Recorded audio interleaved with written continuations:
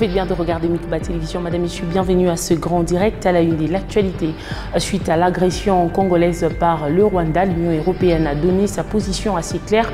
Elle soutient l'intégrité territoriale de la RDC. L'Union européenne a, à travers ses représentants à Kinshasa, échangé lundi avec le vice-premier ministre et ministre des Affaires étrangères. Elle a été conduite par Mathilde Dachedwin, chef de délégation adjointe de cette mission en République démocratique du Congo.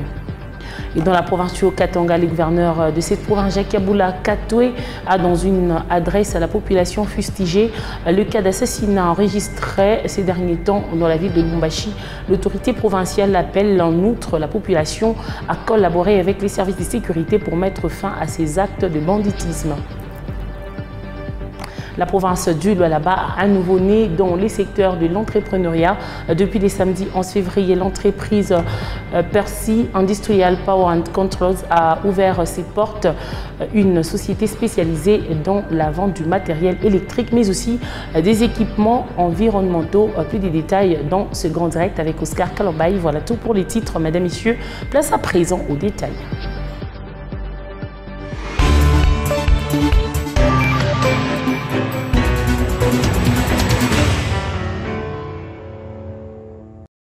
Suite à l'agression congolaise par le Rwanda, l'Union européenne a donné sa position. Elle soutient l'intégrité territoriale en République démocratique du Congo.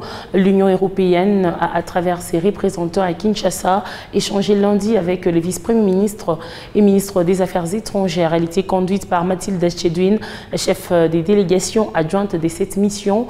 Tous disent être préoccupés par la montée des tensions entre la République démocratique du Congo et les Rwandais. Ils ont exigé aussi la mise en application des accords de Luanda et de Nairobi. Les autres sujets abordés sont les dialogues politiques, observation électorale, la situation en Ukraine, ainsi que la visite de travail des groupes d'experts. Félix Matoudier. Les faits sont clairs. Nous avons publié un livre blanc qui expose la clarté des faits et les évidences. La première évidence qui est indéniable, c'est qu'il y a à l'est du pays des groupes armés qui perturbent, qui pillent le pays, qui tuent. Il y a la guerre, plus spécifiquement au Nord Kivu. Ça, c'est une évidence. La deuxième évidence, c'est qu'il y a une crise humanitaire assez grave dans la partie occupée par les M23 et l'armée rwandaise. La troisième évidence que la communauté internationale a tardé à reconnaître, que ce soit au niveau des Nations Unies, au niveau de l'Union européenne et au niveau de l'Afrique, on s'est gêné de prendre position, c'est le fait de l'agression et le fait du soutien qui est en 23. L'agression, c'est un terme qui heurte le monde diplomatique, le monde qui a ses codes. Et parmi ces codes-là, il y a un élément, c'est que souvent, on ne dit pas toujours ce qu'on pense. Ces propos ont été recueillis par Félix Matoudi. Autre chose, l'Ukraine tend la main à la République démocratique du Congo pour renforcer la coopération militaire entre les deux États. C'est dans ce cadre qu'une délégation ukrainienne conduite par les vice-ministres ukrainiens de la Défense en séjour de travail à Kinshasa a rencontré le ministre de la Défense nationale et ancien combattant pour lui faire part de l'intention de son pays de solliciter un appui congolais. Profitant de cet échange, le docteur Gilbert Kabanda a rappelé à ses hôtes la position de la République démocratique du Congo, qui est un pays non aligné à l'invasion russe dont l'Ukraine fait face. Suivez. Victime de l'invasion russe, l'Ukraine tend la main à la RDC qui fait face à l'agression rwandaise sous label du M23. Pour Kiev, la RDC figure sur la liste des pays sollicités par l'administration Volodymyr Zelensky. Cette délégation ukrainienne, conduite par les vice-ministres de la Défense nationale, est allée tendre la main au gouvernement congolais à travers les ministres de la Défense nationale et des anciens combattants. L'échange avec le docteur Gilbert Kabanda a duré plusieurs heures. Au sortir de l'entretien, l'émissaire du président Volodymyr Zelensky fixe l'opinion congolaise. Qu'est-ce que nous attendons? Enfin, le soutien, encore plus de soutien, et puis on va avoir des aspects peut-être d'aide technique et militaire en matière de certains matériels techniques et de guerre. On va voir, ce n'est qu'un début. On va en parler, on va en voir, mais tout ça, je répète encore une fois, même le volet ou bien le domaine militaire, ça s'inscrit dans le dossier général, le dossier qui s'appelle intensification considérable des relations bilatérales avec le Congo. Pendant les discussions, le ministre de la Défense nationale de l'RDC aura martelé sur la ligne de conduite du gouvernement de Kinshasa, qui est celle du non-alignement s'agissant des aspects liés à la stratégie géopolitique. La partie ukrainienne a sollicité la mise en place très rapidement d'une ambassade ukrainienne dans la capitale RD congolaise. Mais je tiens à vous dire avec plaisir que cette décision, il y a pas longtemps, a été prise par le président et par le ministre des Affaires étrangères d'ouvrir cette année-là l'ambassade d'Ukraine à Kinshasa. Nous avons perdu beaucoup de temps et maintenant c'est le temps de rattraper le temps perdu tout en ouvrant notre ambassade et puis renforçant notre équipe à tous les niveaux, économique, culturel, politique, militaire, etc., pour qu'on puisse approfondir, intensifier notre dialogue avec la RDC. Aux aspects purement des techniques militaires, sur initiative du Dr Gilbert Kabanda, un bureau conjoint des techniciens congolais est mis en place et se met au travail sans tarder pour aller dans le sens de la conclusion d'un accord de défense liant les deux pays. Et dans l'est de la République démocratique du Congo, les étudiants du Nord Kivu ont au cours d'une manifestation ponctuée par le dépôt d'un mémorandum à l'autorité provinciale demandé au gouvernement congolais de doter les FARDC de tous les moyens pour en finir avec les M23 à l'EAC, de retirer ses troupes sur les sols congolais avant la colère populaire que cette crème intellectuelle annonce dans les prochains jours. Suivez Wilfried Dakilimali, président de la représentation des étudiants du Congo REC, section Nord Kivu, dans cet extrait choisi par Patrick Sialoua. L'intégration de notre pays dans la East African Community et la signature de la feuille de route de Luanda avaient présenté un espoir de paix pour le peuple congolais. Mais depuis, les troupes kenyanes, ougandaises, burundaises, sud-soudanaises sont déployées chez nous dans le cadre de la force régionale, la situation ne fait que se détériorer. Les terroristes ne font que progresser. Et cette dernière maintient que nous puissions créer une zone tampon. Chose qui nous indigne davantage et qui fait craindre des risques de balkanisation. S'agissant des cas des étudiants venus de zones en conflit, qu'ils soient du territoire de Beni, de Rutshuru, de Massissi, nous demandons au ministère de l'ESU de mettre en place en toute urgence une commission qui sera chargée de suivre la situation de ces étudiants-là avec les recteurs et directeurs généraux des différentes institutions. Et nous demandons ainsi que nous puissions permettre, à ces étudiants-là de clôturer l'année académique. Ainsi, comme la province est en train de traverser la période difficile à tous les plans, nous demandons au gouvernement central d'accorder les moyens suffisants aux forces armées de la République démocratique du Congo pour que toutes les zones sous occupation des rebelles soient récupérées dans un délai bref. Au gouvernorat provincial de mener un plaidoyer pour que les étudiants soient remis dans les conditions acceptables de reprise de cours et aux membres de l'EAC de retirer leurs troupes en RDC avant la colère populaire que nous annonçons déjà. Nous exprimons notre ras-le-bol à la communauté internationale qui observe impuissamment la misère du peuple congolais, l'agression rwandaise et ougandaise, et qui viole tous les droits humains, les droits humanitaires internationaux sur le territoire congolais en présence des forces de la MONUSCO. Et le démarrage de l'enrôlement est confirmé pour le jeudi 16 février dans l'Est de la République démocratique du Congo. Le rapporteur adjoint de la Commission électorale nationale indépendante, Paul Waumawa, a à cet effet rencontré ce lundi 13 février le membre du comité provincial de sécurité pour la sécurisation de ces processus. Selon Paul Mouindo Waumawa, l'enrôlement se fera aussi dans les zones qui seront récupérées par les FRDC demain de la coalition M23 armée rwandaise. Suivez. Dans la salle de réunion du gouvernorat des provinces ce lundi, une rencontre entre les membres du comité provincial de sécurité avec en tête le gouverneur militaire, le lieutenant général Ndima Kongba Constant et une délégation de la CENI conduite par son rapporteur adjoint, Paul Waumawa. Au menu, la sécurisation de l'opération d'enrôlement qui débute ce jeudi 16 février au Nord Kivu. Également échanger avec l'autorité provinciale ainsi que le comité de sécurité sur la sécurisation du processus électoral. Vous le savez, nous sommes dans une province en proie à la guerre. La CENI, au-delà de la guerre, s'est dit qu'il y a des Congolais qui ont aussi le droit de participer au processus électoral. Et nous avons reçu des assurances que dans le peu de jours qui viennent, même les endroits qui sont sous occupation ennemie vont être récupérés, et ce qui a beaucoup rassuré la CENI, mais également beaucoup de tous nos bureaux vont également être sécurisés par la police. Par rapport aux zones sous contrôle du M23, le rapporteur de la CENI affirme que personne ne sera laissé de côté. Nous avons également la catégorie de personnes qui sont à des endroits occupés par les ennemis de la République, ces fameux M23 soutenus par Rwanda. Et les Congolais qui sont dans ces zones doivent savoir qu'ils ne seront pas oubliés.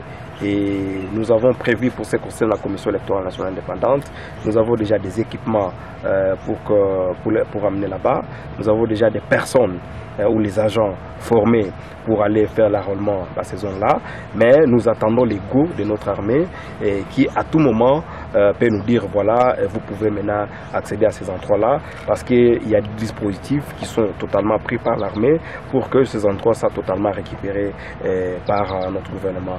Peu avant cette rencontre, Paul Waumawa a échangé avec les chefs des confessions religieuses regroupés au sein de la CIME qui ont promis leur soutien au processus électoral en cours, soulignant que le rapporteur adjoint de la CENI a rencontré également les agents électoraux à qui il a demandé de bien prester en évitant de monnayer ces opérations d'enrôlement. Toujours dans l'Est de la République démocratique du Congo, plus de 2 millions d'électeurs sont attendus à Ituri pour l'opération d'enrôlement qui va débuter ce 16 février. Dans cette partie du pays, le secrétaire exécutif provincial de la CENI Ituri qui livre ces chiffres renseigne que toutes les dispositions nécessaires sont déjà mises sur place pour un bon déroulement de cette opération, même dans la région insécurisée de la province. Jimmy Anga Matadri l'a dit dans un échange avec la presse locale. Suivez. Nous confirmons effectivement que l'enrôlement des électeurs commencera bel et bien le 16 février à Ituri. Pour toute la province, nous attendons à enrôler plus ou moins 2 743 582 électeurs à travers toute la province. Les matériels sont déjà ont été réceptionnés ici au secrétariat exécutif provincial et redéployés à travers toute la province. Et donc nous sommes vraiment très avancés sur ces plats-là et les matériels sont là, tous les matériels qu'il faut pour l'enrôlement est déjà là et tout le matériel qu'il faut pour l'enrôlement est là. Le personnel est formé. Nous sommes dans les derniers réglages avant de commencer l'opération proprement dite, le déploiement maintenant de matériel de chefs-lieux de territoire vers les centres d'inscription et de commencer l'enrôlement proprement dit le 16 février. Il faut dire que la MONUSCO nous a beaucoup aidé dans le redéploiement de matériel du chef-lieu de province vers tous les territoires. Même le matériel que nous avons déployé par route, c'était avec l'appui de la MONUSCO. Le gouverneur de la province du Haut-Katanga, Jacques Kabula Katwe, a dans une adresse à la population fustigé les cas d'assassinat enregistrés ces derniers temps dans la ville de Lubumbashi. L'autorité provinciale appelle en outre la population à collaborer avec les services de sécurité pour mettre fin à ces actes de banditisme. Je vous propose de le suivre dans ses propos recueillis par Ida Chileo. aux Katangaises, aux Katangais, depuis quelque temps, les services de sécurité ont fait un constat selon lequel il y a de plus en plus de corps sans vie, ligotés et mis en sac dans l'interland de la ville de Lubumbashi et parfois même dans les quartiers résidentiels.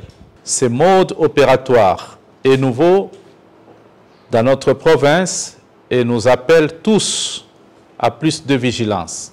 Les auteurs de ces crimes odieux et inacceptables ont pour objectif de déstabiliser les institutions ainsi que de saboter le processus électoral en cours. J'en appelle à un sursaut patriotique de nous tous pour qu'ensemble, toutes tendances politiques confondues, dénoncions ce qui semble être des meurtres en série commandités par les ennemis de la République. J'en profite par la même occasion pour soutenir les mesures déjà prises par le maire de la ville de Lubumbashi, à savoir la limite d'heures de circulation de mototaxis à partir de 22 heures juste, l'instauration de points de contrôle par la police nationale congolaise à la même heure. La question sécuritaire ne peut en aucun cas être falsifiée par les considérations politiques, moins encore tribales.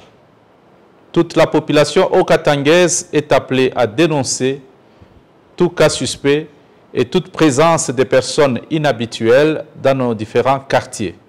Les services de sécurité sont par ailleurs activés pour démanteler ces réseaux criminels qui sèment la terreur et la désolation. Je vous remercie. Le samedi 11 février dernier, le coordonnateur des acteurs du changement de mentalité s'est fait enrôler au centre Kimbangu du quartier Kasulo. Félim Bengamukuna et son adjoint ont saisi l'occasion pour sensibiliser les jeunes acteurs du changement des mentalités sur l'importance de l'enrôlement. Reportage de Louise Fatou. Le rendez-vous n'a pas raté. Les acteurs du changement des mentalités sont venus des différents coins de Kolwezi pour accompagner leur coordonnateur à remplir son devoir civique ce samedi matin.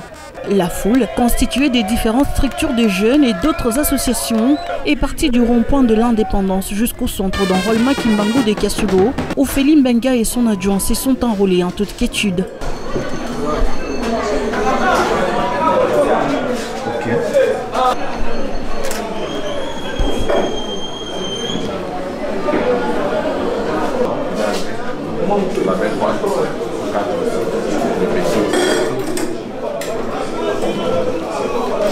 Après avoir rempli toutes les formalités et reçu leur carte d'électeur, les dirigeants des acteurs du changement des mentalités ont effectué une sensibilisation sur l'utilité de la carte d'électeur. Le message étant lancé déjà par les chefs de l'État, les premiers citoyens, et ici en province, Madame le gouverneur intérimaire Victime Masuka Saïd a levé le ton.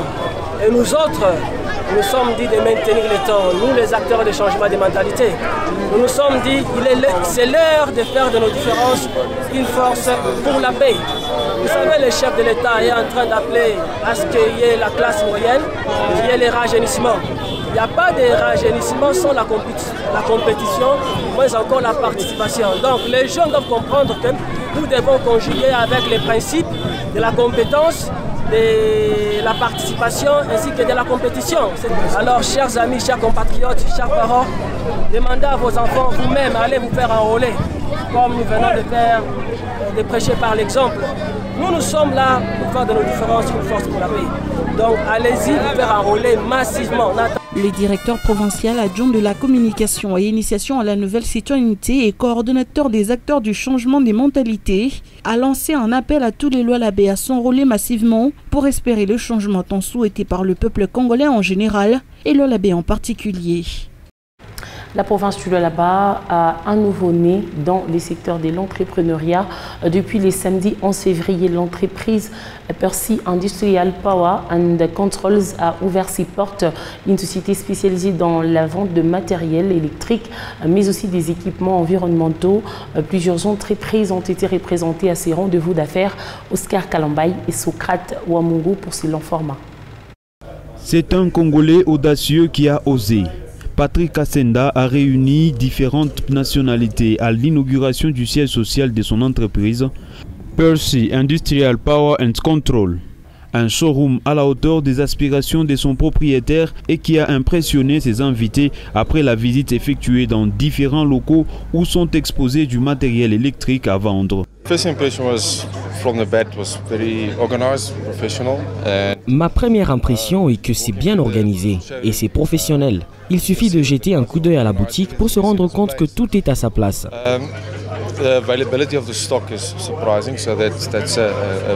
C'est vraiment une grande réalisation. Même les équipements y sont déjà disponibles. Intéressant.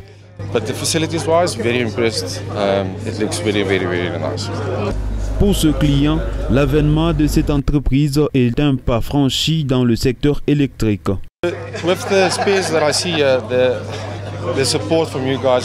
Disons que notre appui ne sera pas officiel. Il dépendra du temps. Nous allons vraiment travailler pour raccourcir le temps et c'est déjà positif pour nous.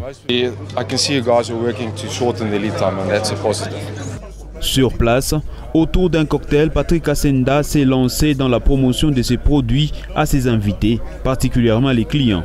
L'entreprise est également spécialisée dans l'entretien et la réparation des chaudières, surtout celles de puissance. Percy fait aussi le montage, la réparation structurelle, le rééquipement et le soudage des réservoirs. Elle fournit également des équipements environnementaux, des vannes, des tuyaux et des tubes de four. Après cette étape, l'entreprise a offert une soirée dansante à ses invités dans la grande salle de l'hôtel Campi à Boma. Au cours de celle-ci, différentes personnalités ont défilé pour témoigner les débuts de Patrick Kassenda. C'est le cas de Gabriel Chitende, président du club national des sous-traitants. Pour moi, ce qu'il a fait aujourd'hui, c'est une aventure.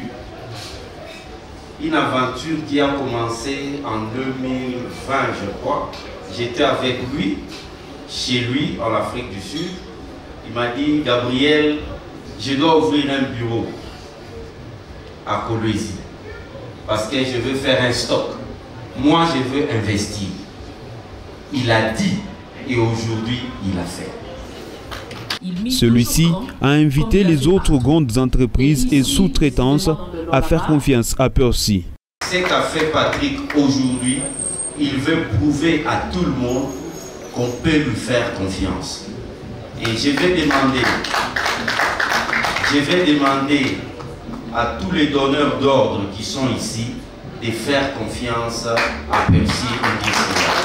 Pour William Kabonda, représentant de l'entreprise Kamoa, les Congolais devraient imiter Patrick Kassenda qui a pris à bras le corps la loi sur la sous-traitance. Et aujourd'hui, je suis, comment on dit ça, fier d'être un Congolais parce que nous avons eu plusieurs lois. Et je me souviens déjà la loi sur la sous-traitance au début. Elle avait ses failles. Et puis on l'a renforcée. Et avec cette loi, il y a des gens qui ont décidé de prendre la loi à bras le corps. Patrick Kassenda a pour sa part remercié ses invités pour la confiance. Il a également exhorté les Congolais à travailler pour changer les choses. La loi sur la sous-traitance aujourd'hui est une réalité. Nous devons remercier ici le chef de l'État, Félix-Antoine Tshisekedi Tshilombo, qui lui a travaillé durement pour que cette loi existe d'une certaine manière ou que ça soit mis en application. Ensuite, il a remis les certificats de mérite aux employés qui se sont démarqués. Pour lui, cette action vise à motiver les agents qui sont les poumons de l'entreprise. Pour honorer ses invités, Patrick Kassenda a fait venir l'artiste humoriste Herman Amissi qui a égayé l'assistance.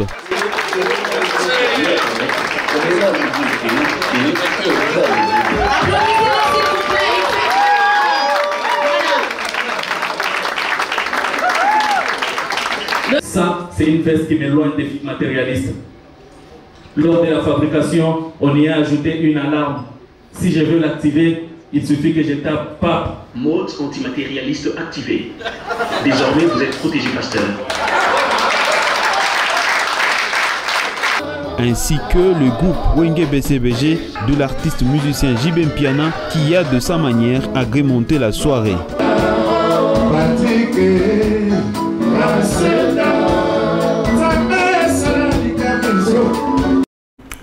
Le monde célèbre chaque 13 février la journée mondiale de la radio. La radio est un instrument de communication qui a ses valeurs traditionnelles, celles d'informer, former, éduquer et divertir. Face à une rivalité avec les médias sociaux, la radio doit toutefois garder ses valeurs. John Daly nous en parle. Informer, former, éduquer, divertir, telle est la mission primordiale de la radio. Cet outil de communication qualifié de traditionnel face aux nouvelles technologies de l'information et de la communication se voit perdre ses valeurs selon certaines personnes. Pour Donna Chimboj, professionnel des médias et ancien journaliste de Radio Capi, une radio digne de son nom doit toujours garder ses valeurs et cette dernière reste incomparable, quelle que soit la concurrence. La radio, à mon avis, demeure un média de référence. La radio demeure irremplaçable.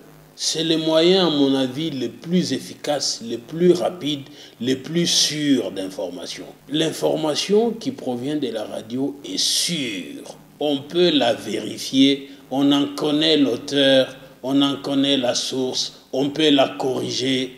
Et le but principal de l'information qui vient de la radio, c'est pour informer. Sur les réseaux sociaux, écrit qui veut, et comme il veut, et avec pour objectif de vous obliger, de vous rallier à ce que lui dit. Donna Chimboj déplore toutefois l'appellation du nom radio aux stations des radios qui œuvrent hors de valeurs traditionnelles de cet instrument de communication. Pour lui, une autre appellation doit être trouvée pour le qualifier, a-t-il ajouté. Ce genre de radio-là, je pense qu'il faut qu'on leur trouve un autre terme.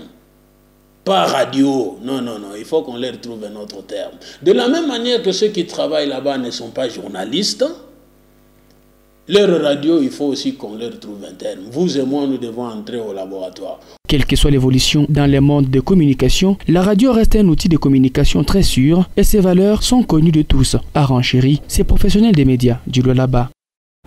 Bijou Kabuita et quelques membres de la structure Les Amis de Que dit la loi sont allés au chevet d'une famille frappée par la perte de leur fils. Ensemble, ils ont assisté à la mise en terre de l'illustre disparu avant de déposer quelques vivres après l'enterrement. Suivez ce reportage.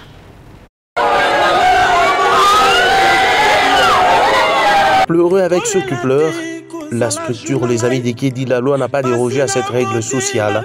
En ces jours de la mise en terre au cimetière Sapin du regretté Albert Mangui, feu jeune frère, des lunes de membres de cet ASBL qui vise plus le bien-être social du prochain.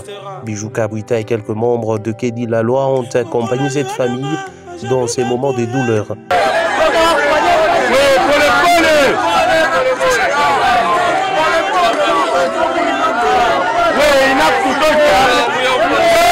Dans cette douleur et grincement de dents, le prêtre catholique disant la prière pour laisser entre les mains du Seigneur le regretté Albert Mangui a relevé la volonté de l'illustre disparu d'arranger sa relation avec Dieu à quelques jours de son décès. Pour le 2 février, alikuya kuonana na mimi, tulisumulia naye mbiro yangu na tulisumulia naye mambo mingi kwa ajili ya kutengeneza maisha yake, kutengeneza maisha na jamaa, na kisha alibeba decision ya kusema ataanza tena kurudia kanisa, ataanza kusali ili alinipromettre mimi. Kwa ile imani alikuwa nayo, tunapenda kumsindikiza na sala yetu. Après l'enterrement, Bijou Kabuita et toute sa suite, les amis de Que dit la loi se sont rendus au lieu du deuil pour déposer quelques vivres en termes d'assistance à cette famille touchée par ce malheur. Une autre nouvelle en bref et en images, le site minier des UCK Drin a enregistré dans la matinée de ce samedi 11 février un affaissement du sol, à en croire les propos des 3 exploitants miniers et artisanaux victimes de cet accident qui ont été secourus lundi 13 février. C'est produit dans la galerie souterraine alors qu'ils étaient en pleine exploitation avec leurs collègues dont les corps ne sont jusque-là pas encore retrouvés.